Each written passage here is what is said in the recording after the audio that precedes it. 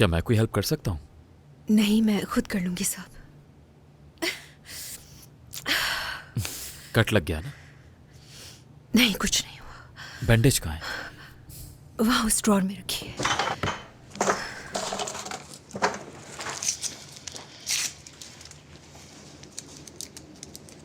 तो मुझे ठीक नहीं लग रही। नहीं,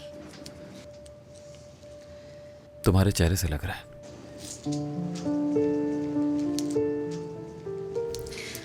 काम की वजह से थक गई हूँ। तुम घर और ऑफिस सब हैंडल करती हो, लेकिन आज से पहले ऐसे नहीं देखा मैंने तुम्हें।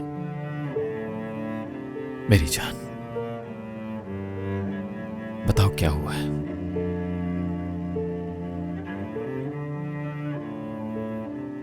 करीम, तुम हमेशा कहते हो कहीं दूर किसी पुरसकून जगह जाकर रहते हैं। अब पोस्टपोन नहीं करते, बस चलते हैं यहाँ से। कहाँ जाना है? कहीं भी ट्रांसफर की रिक्वेस्ट दे सकती हूँ मैं करीम।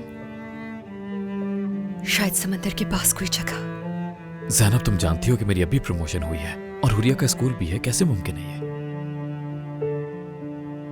क्या ऑफिस में कुछ हुआ है? नहीं तो कुछ नहीं हुआ। बस ऐसे ही बोल दिया मैंने, बस यूं ही। कुछ नहीं, तुम ज्यादा सोचना नहीं, मैं हुरिया को देखकर आती हूँ।